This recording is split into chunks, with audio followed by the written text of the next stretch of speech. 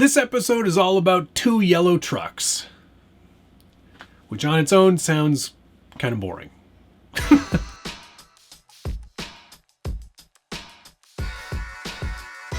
Welcome back to the Scale Builders Guild. Thanks again for watching. It's episode Unlucky 13 of What's on the Bench Weekly.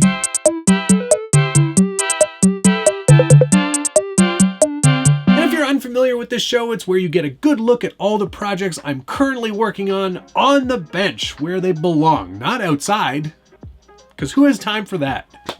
This episode is being shot in the past. Obviously, they're all shot in the past, but this one's shot a full couple weeks ahead of schedule because I'll be traveling and didn't want to miss a week of What's on the Bench because I know how important it is to you. It's as important to you as it is to me. So here we go. This one's all about two yellow Toyotas that I have in my collection. This one being the more capable of the two. It used to be a RC four-wheel drive Marlin crawler. It's now a brazen scale leaf sprung RC chassis. And it's going to be coming with me to Proline by the Fire this year. I like this truck a lot. I really like it. And now it's got these Toyo open countries on it. You know what? Let's get this other truck out of the way first. I know this is the truck you probably came to see, but we'll get to that one in a second. All right, there we go. That's better. So this is, or was, a Marlin crawler from RC four-wheel drive. Like I said, it's now on a brazen scale leaf-sprung rusty chassis. Rusty on purpose. That's just how they make it.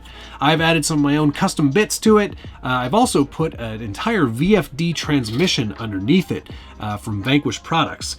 We've got some incision metal drive shafts. We've got D44 axles, which are perfect under a Toyota, as everybody knows. They all came with D44s. Leaf sprung, like I said, and the culmination of me trying to annoy Josh. I think that's basically why this truck exists in the form that it does now. It's got a Jeep front grille, resin printed. This was from Crawl NYC, and this actually leads me to sort of a serious note on this week's episode.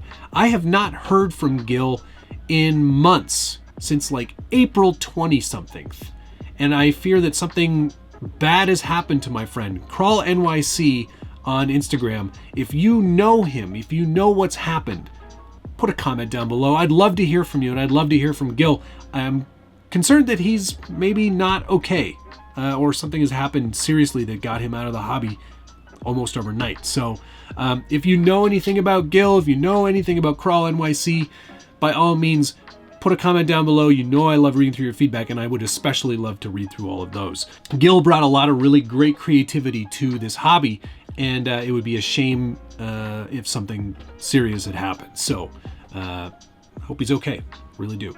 He made this grill. He also made some Hyundai grills. I think he even did a Kia one, which I think are just hilarious. I loved the Jeep one and knew that it had to be on my Marlin. It's also got the Toyo RT Open Country tires from Proline on, what did we decide these were? KMC something or others. I can never remember the name of these, but they are KMC wheels from Vanquish under the Incision line. Lots of my own fabrication, metal bumpers, no sliders. It's just basically sort of like leaf sprung and a little bit over length in terms of the wheelbase to help with performance. And now these tires take it out of class 1. It's just sort of, it's a goofball truck meant for being a goofball with. And I love it. In fact, since it's going to Proline by the Fire and this year's theme is medieval, I've removed his head, but I'm going to replace it. I did a little tiny resin print of a knight's helmet, which I have not cured yet. It still needs to be cured and all the supports need to be removed, but that's a resin print, and his head should fit in there-ish. I think I measured properly. We'll detail that up and stick that back in there, and then he'll be medieval. He'll be able to get medieval on your ass. Looking forward to that. That should be fun. All right, enough of this truck. Let's get the more important truck up on the bench. This extremely long, extremely yellow Toyota was purchased by me from one of my friends from the forum, Luxor's Catch. And he built this truck from scratch using a lot of really amazing styrene techniques and some real ingenuity. And it shows, because this is a pretty unique build. One that I've never seen before, probably won't see again, but lots of really great detail has been put into this. I have done episodes of What's on the Bench Live featuring this truck before, and it's been, gosh, I can't even tell you how long, almost a year probably, maybe even a little bit more, since I've acquired it, and I haven't run it yet, because I'm a very bad man. I think it's mostly because I've got a lot of stuff going on, and things get away from me, and I forget, and I go, you know what, I should probably finish you. So I don't even know if it runs. I don't even know how it went together. I haven't even really given it that much attention. I do know that the back comes off. It's magnet made and is a little rough around the edges, but it does the job. It looks the part. Still goes on there quite nicely with a magnet or two. These rear dually fenders, those are styrene vacuum formed and then glued onto the existing bed. This whole cab back section, I don't know what he did. It's pretty spectacular. It feels like styrene. It's I don't know. I'm not entirely sure. It's long and unwieldy and pretty awesome. He's put a lot of effort into this, and I think it's probably time that we figure out how it all goes together, how it's powered, and put a receiver in there and fire it up. So let's get a good look here at the undercarriage, which is in of itself a fairly interesting journey through a few different things. We've got MST axles. We've got a a C-hub being used as a bearing carrier, and there's it's like a 12 mil hex that holds it onto this piece of metal here. It's so crazy. It looks like it was a TF2 regular wheelbase that was extended with some aluminum L channel.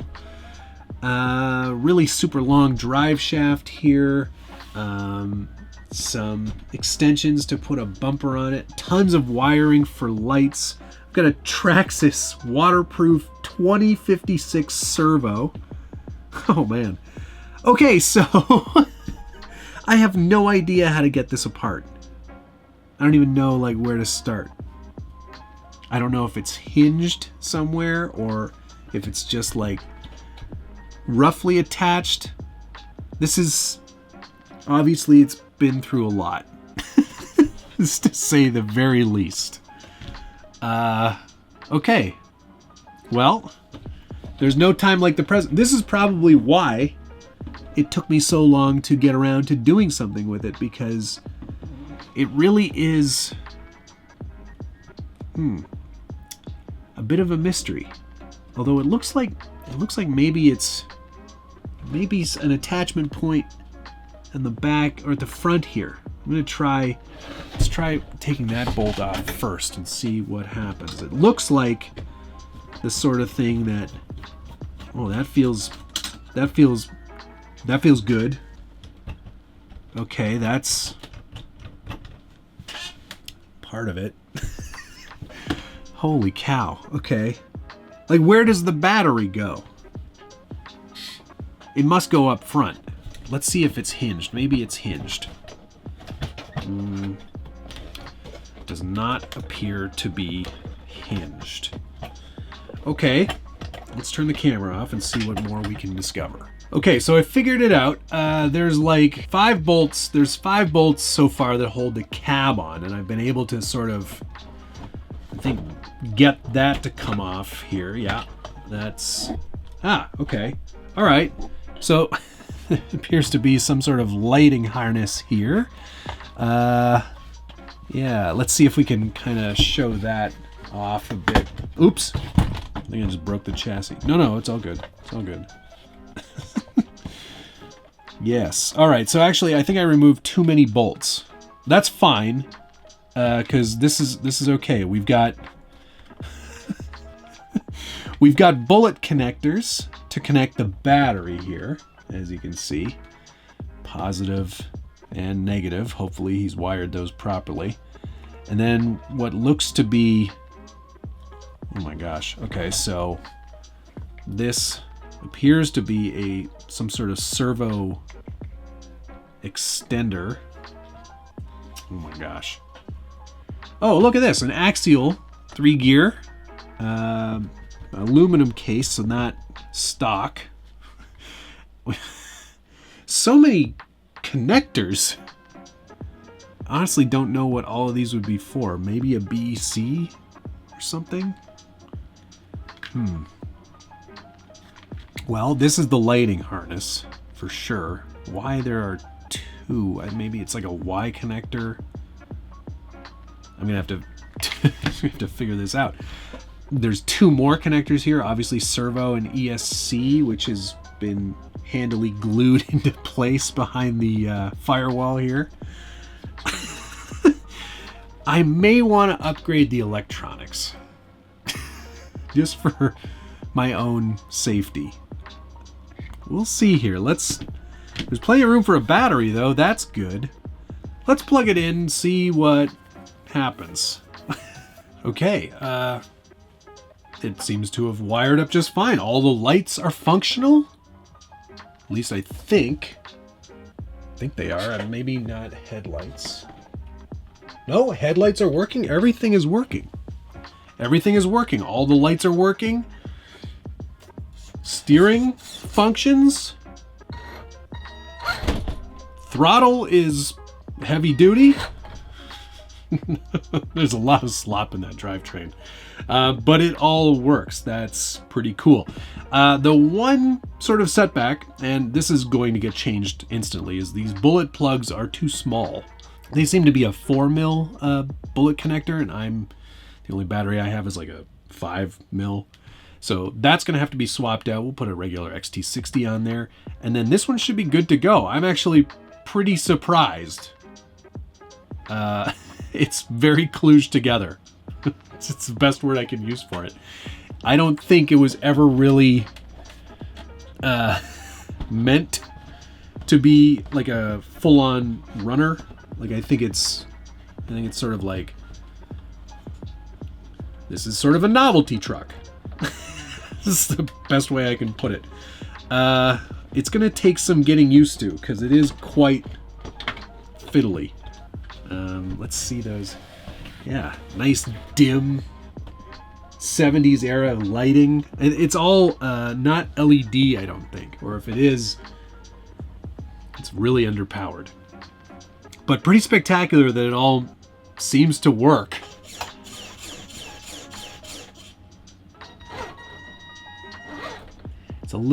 It's a little fast. And there's so much slop. All right. So there you go, working truck. That means we're gonna have to do a running video. I will have to swap out some of these electronics though, because this is not acceptable for me. We've got tail lights, yes. We've got these little lights, marker lights for the license plate. Hey, he's using one of my license plates. All the way from the other part of the world. There you go. That is pretty exciting. That's pretty cool. I'm really happy with this, and I'm very grateful that I have this in the collection because it is pretty special. That's for sure. Yeah. So next time you see it, it will be in a running video for sure. Okay. Now that we've done 2 yellow trucks, let's do an orange truck, and we'll wrap up this episode. And finally today on this episode, the Range Rover Classic nearing completion now with the Furatech Komodo 10 system installed. This has its own 10th scale ESC and motor. You can see that in a previous episode, which I will link right up here. And now with steering courtesy of ProTech RC, this is the Black Label Edition PTK 1K TBL servo, and it is a beast of a servo. It has so much torque. What are we running this at? 8 volts coming out of the BEC equipped Komodo 10 ESC.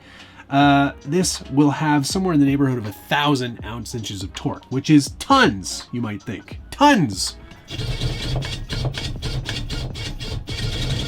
But for a truck like this, where the body is full cast resin, this thing weighs a ton and will require all of that steering power in order to make it actually move around.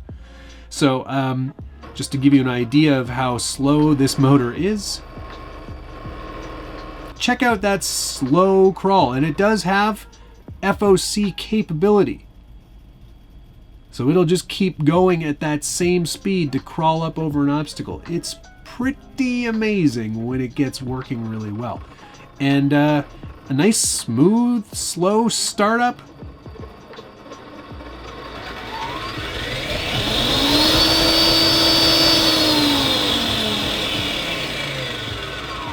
And plenty of high end as well. It's a very great motor and ESC combo, and I think it's right at home in this truck. It's going to be a slow crawler. It's going to be able to go very slow and crawl over obstacles slowly. Slow. But also fast when you need it. So my thanks to Furatech, my thanks to ProTech, which you can purchase both items actually through A-Main Hobbies. I will put a link down below, and any purchase you make using any of those links helps this channel. So if you like this channel and you want to see more stuff like this, hit the like button, subscribe if you haven't already, ring the notification bell so you get updates anytime there's a new video from the Scale Builders Guild, and use those links, which also helps this channel make more great content. So there you go. That's going to cover it for the week. More warm headlights. I love these warm headlights. They just work so well on these older trucks. Lots of great stuff going on. Hope you're having an excellent week, and we will see you again next week.